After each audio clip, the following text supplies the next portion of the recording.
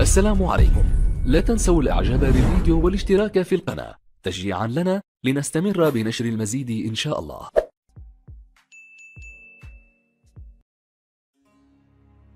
ولد عباس ابن فرناس العالم الأندلسي المسلم في مدينة رندا التي تقع في مقاطعة ملقا جنوب الأندلس عام 810 ميلاديا لعائلة من أصول أمازيغية.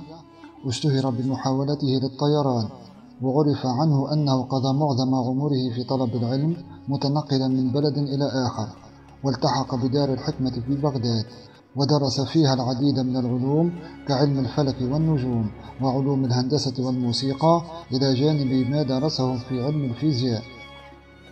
اعترف كثير من علماء الغرب بأن عباس ابن فرناس هو أول من اخترع آلة طيران في القرن التاسع عشر، والتي كان قد استوحى فكرتها من قوله تعالى: أولم يروا إلى الطير فوقهم صافات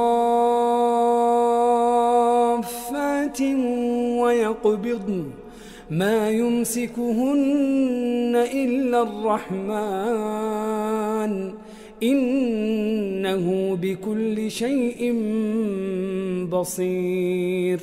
فقد فهم ابن فرناس هذه الآية الكريمة، وعرف أن أجنحة الطيور هي التي تمكنها من الطيران وتثبتها في الجو، فبدأ بصنع آلة طيران تعمل على هذا المبدأ، وهو بهذا سبق كل من الجوهري وليوناردو دافنشي والأخوين رايت.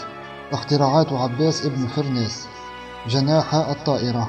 بدأ عباس ابن فرناس بصنع آلته للانطلاق في أول رحلة طيران مبنية على أسس علمية في تاريخ البشرية، فصنع أجنحة من الريش في عام 875 وكان عمره آنذاك 70 عاما، وكسى هذه الأجنحة بالحرير، ثم انطلق في أول محاولة طيران ناجحة أمام جمع من الناس، غير أنه واجه صعوبة في الهبوط كان سببها عدم التفاته إلى ضرورة صناعة ذيل يساعده على الهبوط الآمن، مما تسبب في سقوطه وإصابته ببعض الكسور والجروح التي لم تتسبب في موته كما أشيع فيما بعد.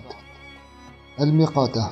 تعد الميقاتة اختراعا من اختراعات ابن فرناس، وهي ساعة تعمل بالطاقة المائية تم تصميمها لمعرفة الوقت بدقة، إذ تعمل على مبدأ تدفق المياه بشكل رئيسي.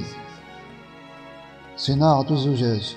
تم إنتاج الزجاج الشفاف ذي الجودة العالية من قبل المسلمين في القرن التاسع، وذلك بناء على اختراع عباس ابن فرناس للزجاج الشفاف، الذي كان أول من أنتج الزجاج من الرمل والحجارة، إلى جانب قدرته على إنتاج زجاج الكوارتز والزجاج عالي النقاء. ذات الحلق. طور ابن فرناس آلة ذات الحلق والتي تسمى الاسترلاب الكروي، وهي نموذج للعالم السماوي مبنية من حلقات وأطواق تمثل خط الاستواء والمناطق المدارية والدوائر السماوية الأخرى، حيث تستخدم لإجراء العمليات الحسابية والملاحظات الفلكية التقريبية عن طريق تحريك حلقات الآلة وفقا لمستوى الحلقات السماوية. ويشار إلى أن هذه الآلة قادرة على الدوران حول محورها. توفي عباس ابن فرناس عام 887 ميلاديا في قرطبة عن عمر ناهز 77 عاما.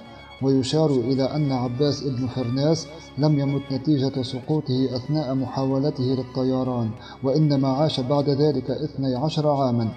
والحاصل أن هنالك التباسا بينه وبين الجوهري الذي أجرى تجربة طيران شبيهة بتجربته، وذلك عام 1007 ميلاديا، حيث صنع شراعا خشبيا ربطه حول نفسه وصعد به على سطح مسجد أمام حشد من الناس محاولا الطيران، وعلى الرغم من نجاحه في ذلك إلا أنه تسبب في سقوطه وموته.